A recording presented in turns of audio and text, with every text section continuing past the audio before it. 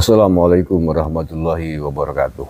Saudara-saudaraku yang saya cintai, saya banggakan, mohon maaf atas ketidaknyamanannya pada unggahan video sebelum ini ya, yang saya tampilkan terkait dengan curhatan seorang kiai di Banyumas, pengalamannya bergaul dengan Habib.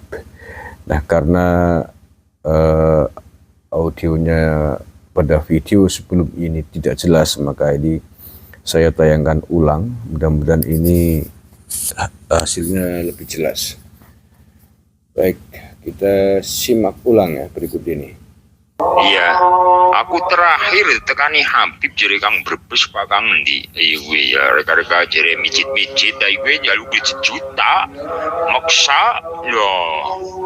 Jan terakhir guys, wis gue baru gue terus muncul tesis-tesis sambung guys tekan wae bene urut ketekanan mani di jan yang uni Habib juta-jutaan wis cara tunggang gue sing romantis sing telu gue jalan gue terkasa ya mutarik benjer romo ki mistoli hei gue beman banget karo Habib ya gue la ilaha illallah ora kemutan tangga teparo bena bocah yatim mana wong miskin iya na wong rekasa kok malah dadi nggo nyangoni wong glang-glenge ya gue masya Allah jan ngajub banget ya.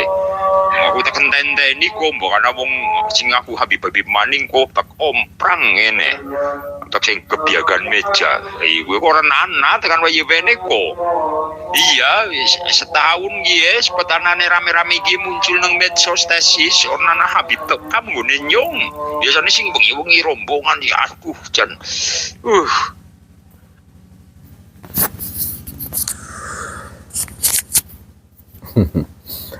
Jadi ini curhatan seorang kiai pengasuh pondok pesantren di Kabupaten Banyumas, Jawa Tengah ya.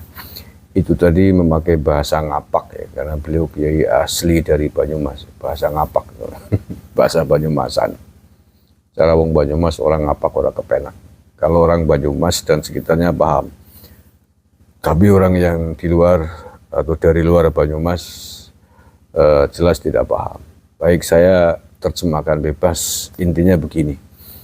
Ini Pak Kiai ini sedang bercerita, curhat, pernah curhat dengan saya juga ini.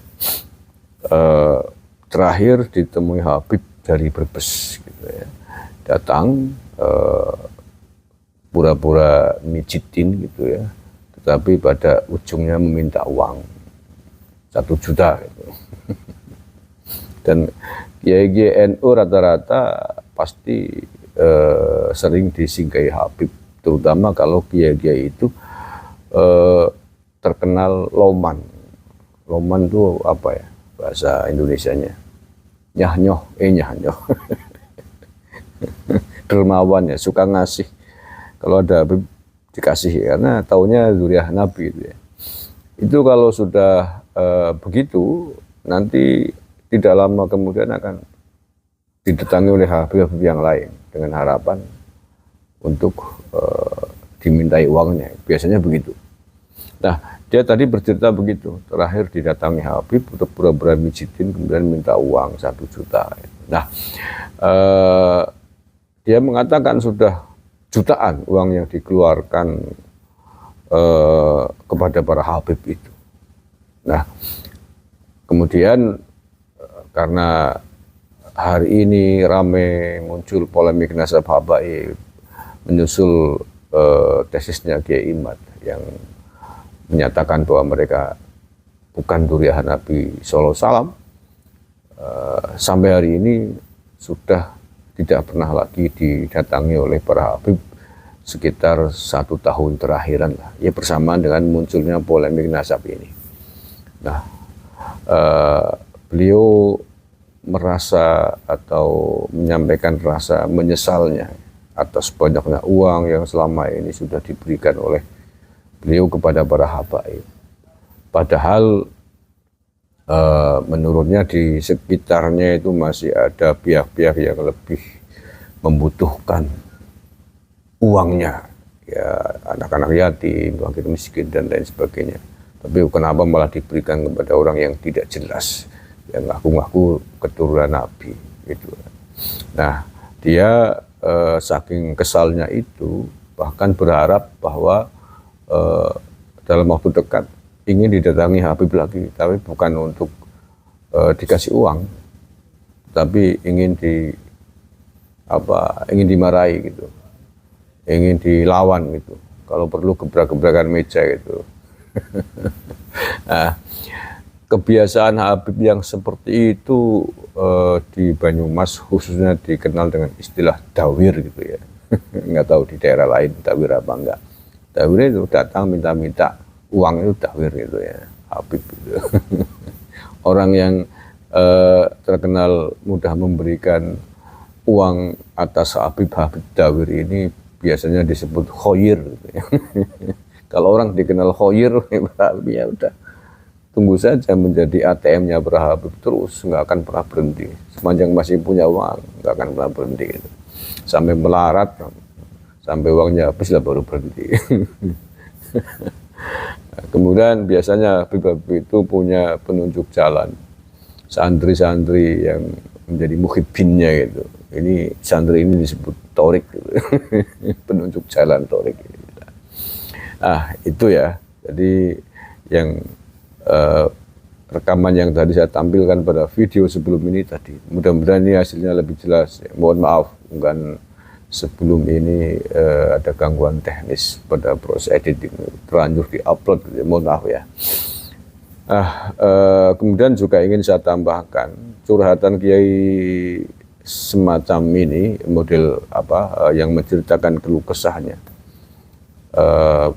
selama ini bergaul dengan para Habib yang suka dawir. Kemudian menyampaikan pula bahwa akhir-akhir ini semenjak polemik nasab ini muncul, kemudian sudah tidak pernah lagi didatangi para Habib, atau setidaknya sudah sangat jarang. Itu banyak sekali.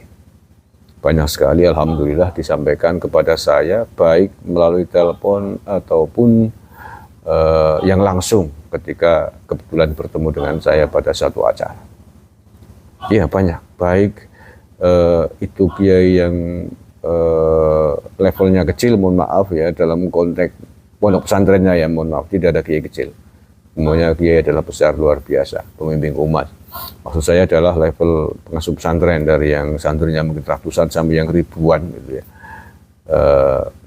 Saya pernah dicurhatin oleh beliau-beliau yang pada intinya menyampaikan hal yang kurang lebih sama dengan kiai yang ada di voice note tadi itu.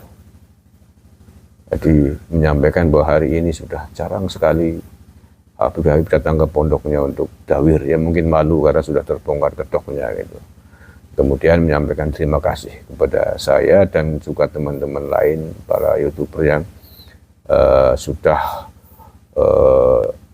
mengangkat polemik nasab Habib ini yang menurut beliau-beliau dirasakan banyak sekali manfaatnya, membukakan mata kepada kita semua atas jati diri para keturunan imigran Yaman itu siapa.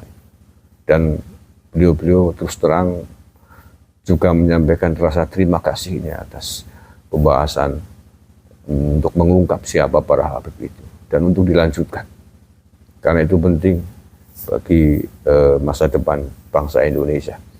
Tidak boleh ada kezaliman, kemungkaran, kebohongan, kepalsuan dibiarkan, karena dampaknya bukan pada satu dua orang, tapi dampaknya kepada umat Islam, khususnya warga NU di seluruh Indonesia, dan juga pada bangsa dan negara. Karena polemik nasab Habib ini, bukan hanya pada polemik nasabnya, tetapi juga pada ekses atau dampak negatif yang lain yang ditimbulkan oleh oknum-oknum Habib ini, yang diantaranya adalah sejarahnya, perilakunya yang kerap kali membuat gaduh bangsa dan negara, membuat kekacauan dan lain sebagainya. Juga doktrin-doktrinnya yang banyak menyesatkan umat Islam, sehingga kemudian polemik ini dirasa banyak sekali manfaatnya, khususnya bagi warga NU di seluruh Indonesia, agar kita semua sadar